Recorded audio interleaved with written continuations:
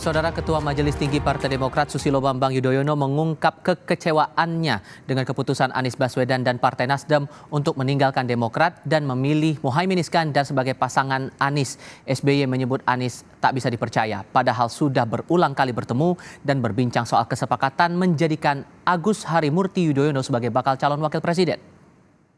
Saya ini orang tua, berapa kali Pak Anies datang ke sini dengan semangat yang luar biasa, kata-kata yang luar biasa baiknya. Di Cikiasi 2 kali, di Malang, di Pacitan. Dengan kejadian seperti itu, tidak ada satu kata pun yang disampaikan kepada saya. Dan tentu kepada Ketua Umum kita. Saya memang sebagai orang tua, kok jadi begini? Di lain pihak, Partai Kebangkitan Bangsa memastikan menyambut baik tawaran kerjasama politik dari Partai Nasdem. Namun, PKB menyebut pembahasan kerjasama akan dilakukan setelah rapat pleno bersama sejumlah petinggi PKB dan ulama di Surabaya, Jawa Timur hari ini.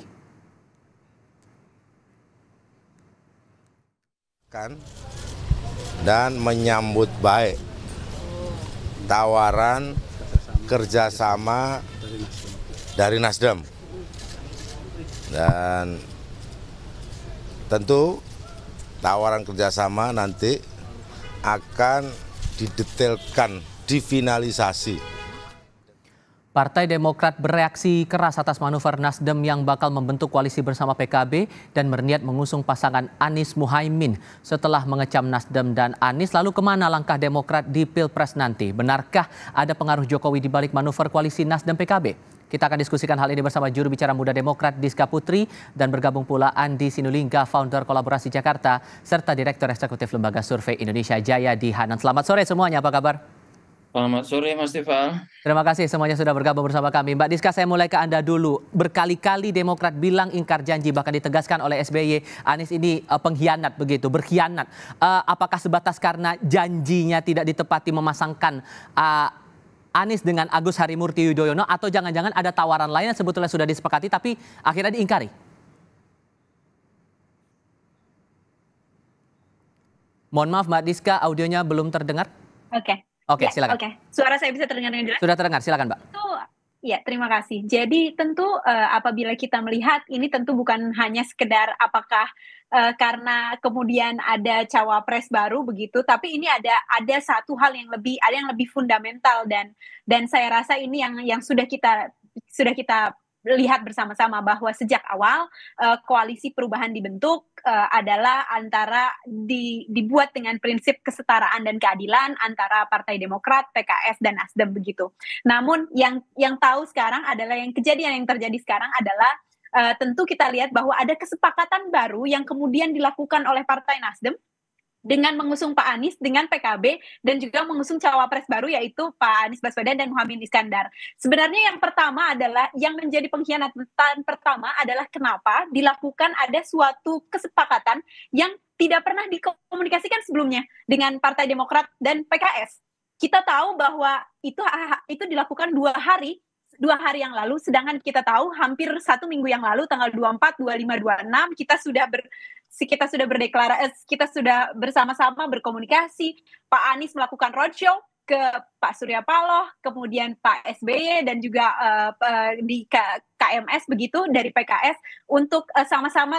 Kita tahu sendiri Pak Anies bilang ke publik bahwa cawapres namanya sudah ada, dan kemudian setelah itu juga kita tahu bahwa deklarasi sudah hampir selesai begitu, tapi kemudian dalam 2 hari saja, splitnya hanya 2 hari saja, kemudian kerja koalisi selama 1 tahun hilang hanya dengan 2 hari ini begitu. Dan tentu saja untuk yang masalah cawapres kita tahu sendiri, Mas juga mungkin semua publik sudah tahu bagaimana surat yang terakhir, surat itu ada di tanggal 25 Agustus, surat yang ditulis sendiri oleh Pak Anies Baswedan. Lalu kemudian dalam waktu 2 hari tanpa ada komunikasi, bahkan Pak Anies Baswedan tidak melakukan komunikasi langsung dengan kami, dengan Partai Demokrat. Lalu kemudian sekarang ada wacana kesepakatan antara PKB dan Nasdem. Itu menurut saya adalah 2 hal yang sangat fundamental. Jadi ini bukan masalah cawapres saja, tapi ini adalah hal bahwa di mana ini sudah melanggar kesepakatan dan itikat baik yang dilakukan oleh koalisi perubahan begitu. Bang Andi, disebut Pak Anies ini berkhianat kepada Demokrat. Gimana tuh? Ya, itu kan tuduhannya begitu, berkhianat ya, atas dasar bahwa sudah ada surat dari Anies Baswedan terkait meminta kesediaan AHY untuk menjadi cawapres Anies Baswedan. Kan dasarnya di situ itu. Nah, tapi kan ada problem lain. Problem lain itu adalah keputusan itu, surat itu tidak bisa direalisasikan kalau hanya Anies Baswedan dengan Partai Demokrat. Itu nggak cukup PT 20%. Dan kalau itu terus dipaksakan, maka Anies Baswedan dan AHY juga nggak jadi berlayar itu. Nah, itu ada konteks yang harus dipahami itu. Nah, saya ingin memberikan juga catatan. Kami misalnya, ya teman-teman dari Anies, kemudian dari FKM, itu kalau ditanya keinginan, kami juga mau AHY dan kami datang ke kantor Partai Demokrat pada waktu itu, tanggal 7 Juni itu, ya. Nah, tapi realitas politiknya itu berbicara lain karena koalisi ini tidak bisa ada satu pihak yang memaksakan. Sementara ada partai lain seperti PKS dan Nasdem. Nah, itu harus dilihat konteksnya. Yang kedua, kalau dikatakan bahwa Anies meninggalkan Demokrat, itu juga tidak sepenuhnya benar. Kenapa? Karena ada 3 ini. Ada Nasdem, ada PKS, ada Demokrat. Yang pergi Demokrat, Nasdem, dan PKS kan tetap ada itu. Sehingga ini Anda maksudkan bahwa dinamika ini hanya dinamika politik biasa, begitu? Iya, sekarang saya ingin mengatakan begini. Siapa yang bisa menyangka koalisi Pak Muhaimin sama Gerindra 1 tahun lebih itu juga bisa berubah? Kan tidak ada narasi pengkhianat juga di situ itu. Nah, kita semua mengatakan bahwa politik itu dinamis, karena dinamis itu banyak hal mungkin terjadi. Nah, kalau dia terjadi, namanya koalisi, maka memang betul tadi yang disampaikan itu harus ada pembicaraan yang harus disepakati itu. Nah, memang saya boleh Pak diselesaikan dulu, Bang Andi, silakan. Bang Andi. Ya, jangan terlalu agresif, Dinda. Jadi saya ingin mengatakan seperti itu. Nah, kalau satu pihak, katakanlah Anies, memaksakan apa yang ada di surat itu, kemudian cukup sama Demokrat misalnya. Oke. Itu tidak cukup untuk membawa Anies AHY berlayar menjadi pasangan capres dan cawapres karena tidak cukup PT 20%. Nah, karena itu perlu Nasdem dan PKS. Oke.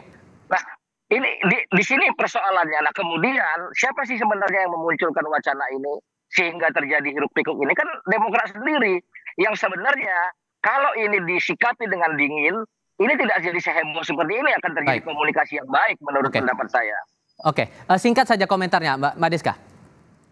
Iya, ini tentu saja menurut saya juga bisa dilihat seperti itu, karena pertama berarti kita tahu di dalam rilis konferensi pers yang dilakukan oleh Bang Sekjen Demokrat, yaitu di tim koalisi 8 Pak sebelumnya, nama itu sudah diterima oleh PKS, Nasdem, dan Demokrat. Jadi nama cawapres itu sudah dikomunikasikan. Pak Anies memberikan konfirmasi bahwa nama itu sudah dikomunikasikan kepada 3 ketua majelis tinggi partai. Jadi itu menurut saya adalah hal yang mungkin tidak sepenuhnya Bapak tahu informasinya, tapi kalau Bapak melihat sendiri apa yang terjadi, dan itu yang pertama. Dan yang kedua, ini sebenarnya adalah salah satu bentuk bahwa ternyata kepemimpinan Pak Anies bahkan untuk memimpin koalisinya sendiri saja yang harusnya untuk bisa bersatu dalam koalisi perubahan ternyata tidak bisa, bagaimana memimpin Indonesia begitu.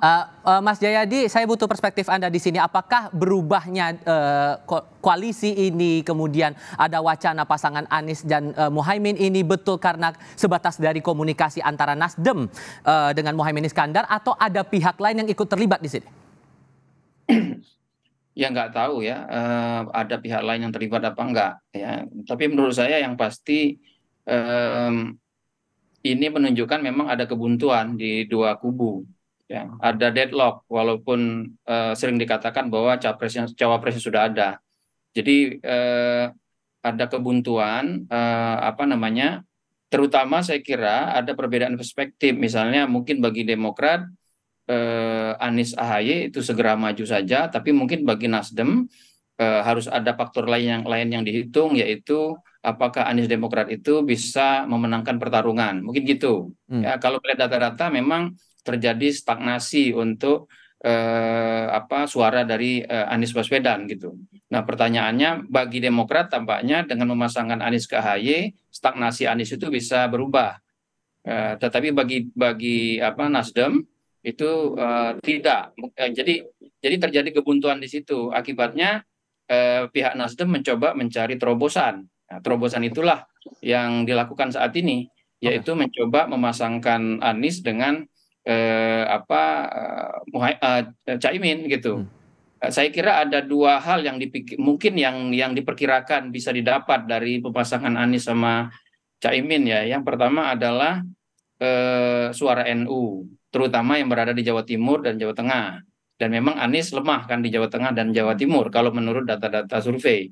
Yang kedua, mungkin juga ada harapan bahwa karena baik Nasdem maupun PKB itu masih koalisi Presiden Jokowi, maka upaya Anies Baswedan untuk memperluas ceruk suaranya yang selama ini terkunci di kalangan pemilih yang anti Jokowi saja, maka dengan manuver ini diharapkan mungkin akan terjadi perubahan dinamika gitu. Oke, tahan di sana dulu Mas Jayadi, kita akan jeda sebentar. Nanti saya butuh perspektif Anda juga, apakah kemudian ada peran Jokowi juga di sini sampai akhirnya mengubah koalisi yang muncul sekarang ini sampai muncul ada pasangan Anies dan Muhaimin Iskandar ini. Kita akan lanjutkan diskusi di segmen berikutnya. Tetap bersama kami saudara di Kompas Petang. Menteri sekarang ini, menteri masih aktif dari Kabinet Kerja Pimpinan Presiden Jokowi, secara intensif melakukan lobby, termasuk kepada Partai Demokrat, dengan menawarkan, mengajak membentuk koalisi yang baru. Koalisi Koalisi Demokrat, PKS dan P3. Yang bersangkutan mengatakan, yang disampaikan itu, inisiatif ini sudah sepengetahuan Pak Lurah. Kata-kata sang menteri. Kata SBY ada mastermind di balik ini, bahkan disebut tawaran membentuk koalisi baru bersama P3 ini sudah sepengetahuan Pak Lurah. Kalau menurut Anda Mas Jayadi, apakah ada peran Jokowi juga dalam dinamika politik yang sekarang kita lihat? Ya, peran Jokowi itu bisa langsung, bisa tidak langsung ya. Tapi yang langsung ini sulit untuk dibuktikan. Karena kan yang disampaikan Pak SBY tadi misalnya klaim orang yang bersangkutan bahwa itu sepengetahuan Pak Lurah kan gitu. Jadi kita sulit untuk membuktikannya secara secara faktual dengan fakta-fakta keras. Mungkin saja itu terasa. Tapi mungkin kalau yang dimaksud peran Pak Jokowi itu secara tidak langsung mungkin aja. Misalnya begini, seperti yang saya bilang tadi, kenapa misalnya Caimin lalu mencoba membentuk koalisi baru? Mungkin Caimin merasa bahwa dia bersama PKB makin kecil peluangnya untuk menjadi cawapres Prabowo, sekaligus juga makin kecil peluangnya untuk berperan besar di dalam koalisi itu. Kenapa? Karena ada dua partai baru yang masuk yang cukup besar, yaitu Partai Golkar dan Partai PAN. Dan ada sinyalemen bahwa Pak Jokowi lebih mengendorse cawapres seperti Erick Thohir begitu. Jadi kalau betul akibat itu Caimin, kemudian maka itu berarti kan ada peran tidak langsung dari Presiden Jokowi di situ, tapi sifatnya tidak langsung, tentu saja sifatnya sangat interpretatif. Jadi memang belakangan ini kita mendengar banyak rumor atau klaim adanya campur tangan seperti itu atau cawe-cawe ya. Cuman secara formal paling tidak Presiden mengatakan dia presiden bukan Pak Lurah gitu. Meskipun sekali lagi saya kira sulit dikonfirmasi, meskipun mungkin saja ada gitu. Tapi cakupannya pada hal apa? Cakupan peran itu ya tentu saja untuk cawe-cawe itu adalah untuk mengegolkan calon yang dianggap di-endorse oleh Presiden. Kalau kita lihat secara umum sampai hari ini kan Presiden lebih mengendorse dua calon, yaitu Pak Prabowo dengan Pak Ganjar kan. Pak Ganjar itu jelas karena Pak Jokowi adalah kader PDIP.